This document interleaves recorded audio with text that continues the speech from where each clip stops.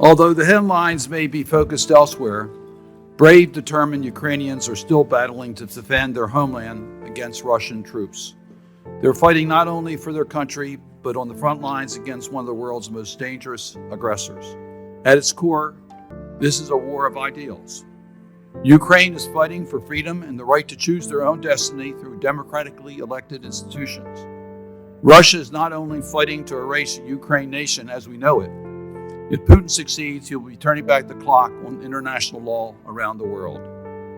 The stakes could not be higher. Why are we supporting Ukraine? American leadership has unlocked the alliances and the mobilization of all of the support that we've seen. Number one, we're not alone. We are in this together.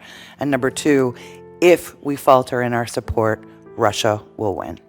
Two things. Ukraine has won back 50% of the territory Russia took since February of 22. The second piece that's important, Putin is playing a waiting game, like many Muscovite rulers before him. So it's difficult to get a decisive battle. Yeah. So what we need is what's in the supplemental, that is the ability to fight this fight over some time. The energy pillar of our Ukraine-Russia strategy is working, and Congress's continued support is vital to U.S. interests. Putin is targeting Ukraine's energy infrastructure because he sees it as central to his war aims. The energy sector funding that is included in the National Security Supplemental is therefore essential to Ukraine's success on the battlefield. Right now, Ukraine is able to spend all of their national budget in the fight.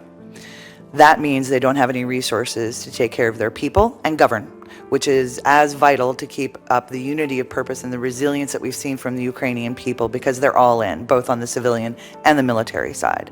And so the types of services that would be suspended are first responders who rush into the building and save lives, medical care to make sure that inoculations stay up so that the Ukrainian population stays healthy, particularly children. We also are supporting teachers and continuing education so that they don't lose a generation as a result of Putin's attacks on civilians and civilian infrastructure, so that the kids can stay in school.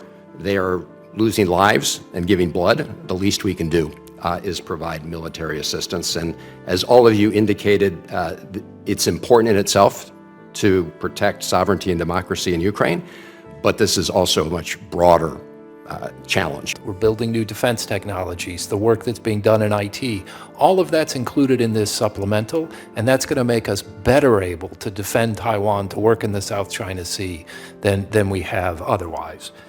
If Congress does not approve supplemental funding, our partner organizations in Ukraine would have to either reduce the number of people getting this humanitarian assistance by up to 75% or suspend our humanitarian programs entirely. The final point I'd make is this is the wrong time to walk away, because Ukraine's winning. It's already taken back half the territory Putin seized since February 22. Your testimonies here point out the urgency of those dollars for Ukraine to be able to have the military assistance it needs to survive the winter and to plan for the spring and be prepared for the spring. And we're brought back to President Putin's prediction that this may all end in a week if we walk away. So that's what's at stake on the supplemental.